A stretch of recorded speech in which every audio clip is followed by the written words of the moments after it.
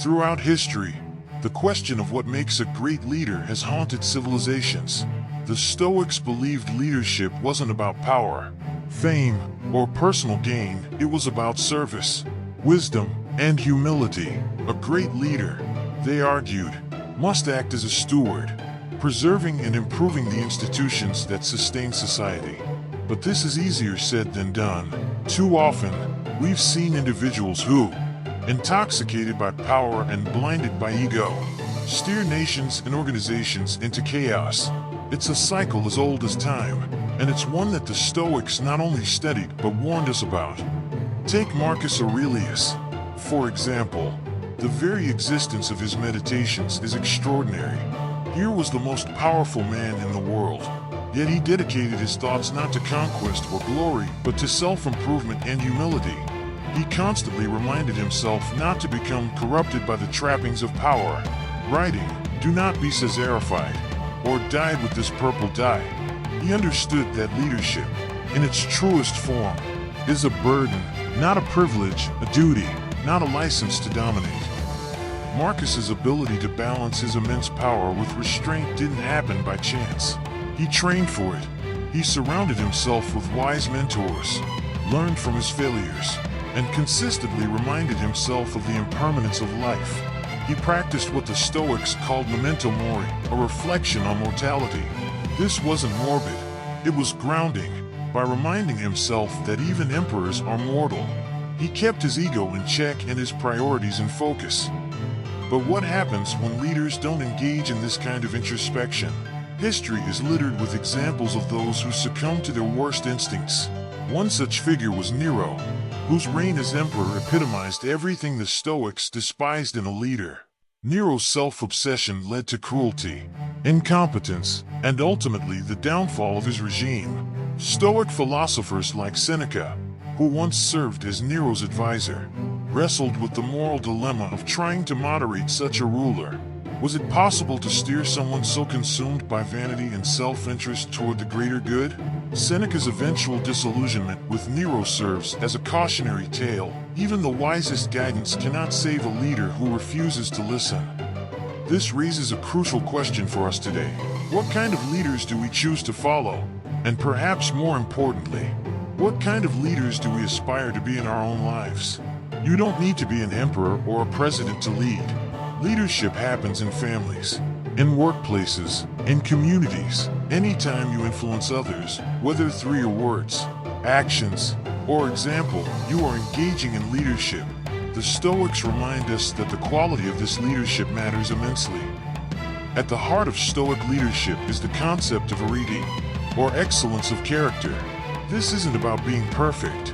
It's about striving to align your actions with virtues like courage, justice, wisdom, and self-discipline.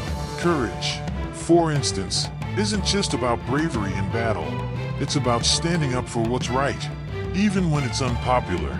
Justice isn't just about fairness in the courtroom.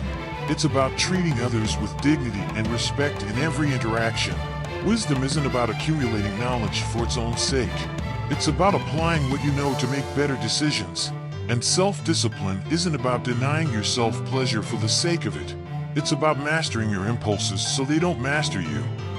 This is where the Stoics' emphasis on accountability becomes crucial.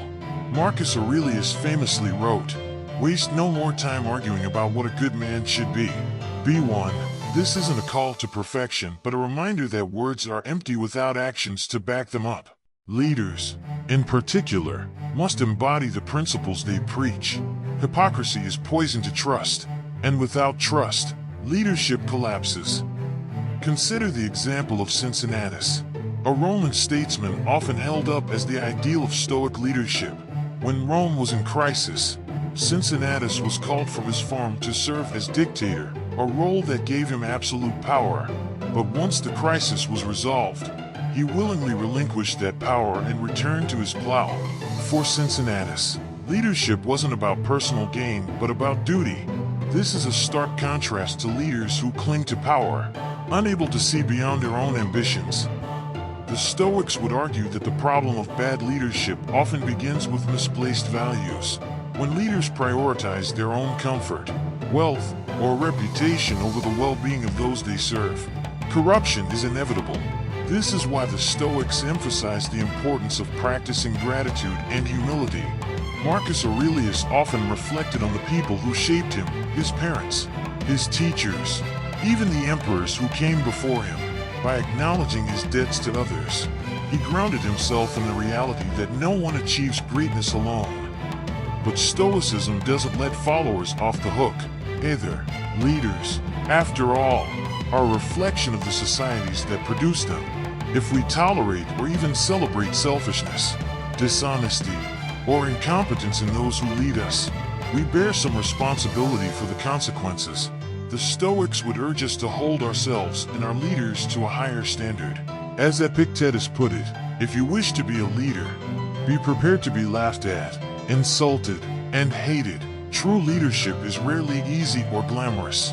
It requires integrity, resilience, and an unwavering commitment to the common good.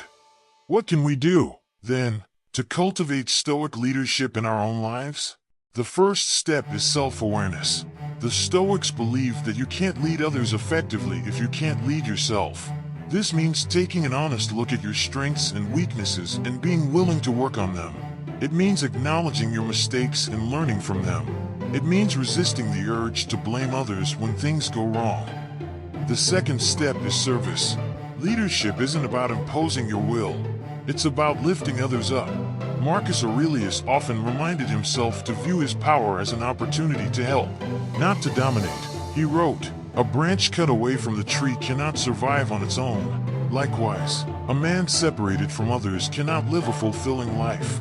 This interconnectedness is a cornerstone of Stoic philosophy. We are all part of a larger whole, and our actions ripple outward in ways we can't always predict.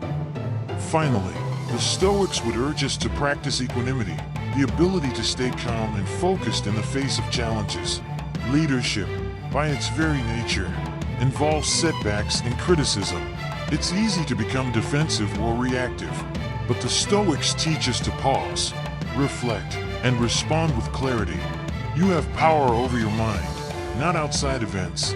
Marcus wrote, "Realize this, and you will find strength."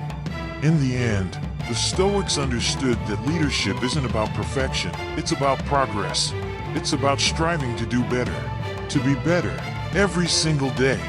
This is the kind of leadership that builds trust, strengthens institutions, and inspires others to rise to their own potential. It's the kind of leadership that can withstand the tests of time, because it's rooted not in ego but in virtue. So whether you're leading a nation, a team, or just yourself, the Stoics offer a timeless reminder.